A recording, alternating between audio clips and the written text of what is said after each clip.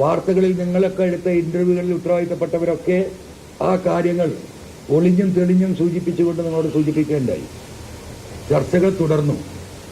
ആ ചർച്ചകൾ തുടർന്ന് വീണ്ടും മുന്നോട്ട് പോവുകയാണ്. അപ്പം ഞാൻ ചോദിച്ചു, സീറ്റ് എവിടെയാണ്?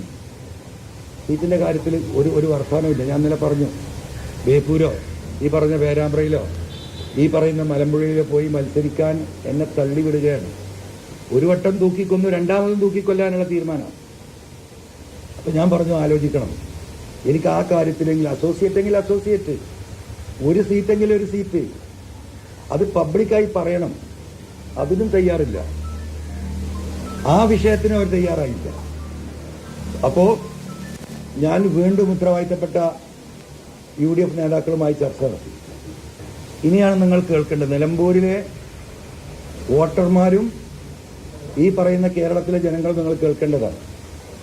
UDFന്റെ സംസ്ഥാന നേതൃത്വത്തിലെ പ്രബലരായിട്ടുള്ള നേതാക്കന്മാർ, ഘടകകക്ഷിയിലെ 2 നേതാക്കന്മാർ, മലപ്പുറം ജില്ലയിലെ നിലമ്പൂരിലെ UDFന്റെ ജില്ലാ ലെവലിലുള്ള ഏറ്റവും ഉയർന്ന, ജില്ലാ പഞ്ചായത്തിന്റെ ലെവലിലുള്ള ഏറ്റവും ഉയർന്ന ഒരു ഘടകകക്ഷിയുടെ നേതാവ്, 3 പേരും ഇരിക്കുകയാണ്. ഞാൻ അദ്ദേഹത്തോട് ചോദിച്ചു, അദ്ദേഹം ഒരു മുസ്ലിം മതവിശ്വാസിയാണ്. അല്ല സഹോദര, ഈ വലിയ 2 നേതാക്കന്മാർ ഇരിക്കുന്ന സ്ഥലത്താണ്.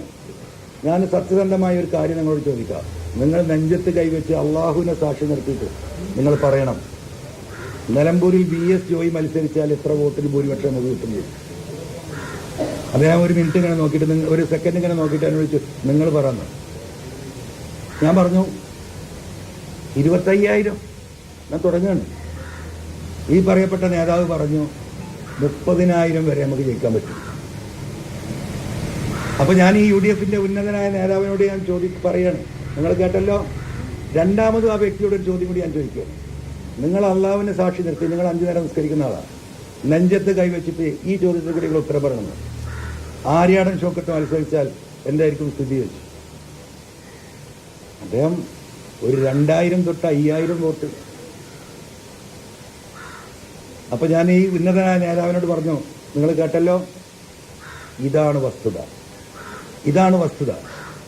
ഞാൻ എന്തിനാണ് രാജിവെച്ചത് നിങ്ങൾക്കറിയാലോ.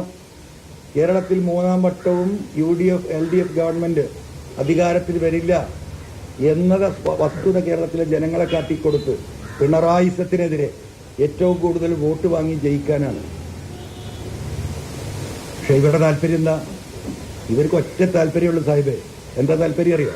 മുഖ്യമന്ത്രിയാകുമ്പോൾ ആര് കൈവന്തിക്കണം, ആ ഒരു താല്പര്യം മാത്രമേ ഉള്ളൂ. അതുകൊണ്ട് നിങ്ങൾ ആലോചിക്കണം. ഈ നേതൃത്വത്തെയും വെച്ചാണ് UDF മുന്നോട്ട് പോകുന്നതെങ്കിൽ 99 സീറ്റിൽ വേണം കോൺഗ്രസിന് തീരുമാനമെടുക്കാൻ വരാനിരിക്കുന്ന തെരഞ്ഞെടുപ്പിൽ. ആ 99 സീറ്റിന്റെയും മാനദണ്ഡം കൈവെക്കുന്നവർക്ക് മാത്രമായിരിക്കും 2026 ഭരണം പിണറായിയെ താഴെ ഇറക്കാൻ ഈ നേതൃത്വത്തെ വെച്ചുകൊണ്ട് കഴിയുമെന്ന് എനിക്ക് തോന്നുന്നില്ല. അതുകൊണ്ട് ആലോചിച്ചിട്ട് നിങ്ങൾ തീരുമാനമെടുക്കണം എന്ന് ഞാൻ പറഞ്ഞതാണ്. അതവസാനിച്ചു. ഈ പറയപ്പെട്ട ചർച്ചകൾ മുഴുവൻ പിന്നീടും കഴിഞ്ഞു. ഒരു സീറ്റും പ്രത്യക്ഷമായി പറയാൻ കഴിയില്ല എന്ന് പറഞ്ഞു. അവസാനം ഞാൻ ഇന്നലെ നിങ്ങളോട് വന്നിട്ട് എന്താ പറഞ്ഞത്? ഞാൻ UDFനെ തോൽപ്പിക്കാനാണോ നോക്കിയത്? ഞാൻ UDFനെ തോൽപ്പിക്കാൻ നോക്കിയിട്ടില്ല. ഞാൻ UDFനെ സഹായിക്കുന്ന നിലപാടിന്റെ ഭാഗമാണ്. ഈ പറയുന്ന മുഴുവൻ അപമാനവും സഹിച്ചിട്ട് ഞാൻ ഇന്നലെ നിങ്ങളോട് പറഞ്ഞു, ഞാൻ മത്സരിക്കാനില്ല.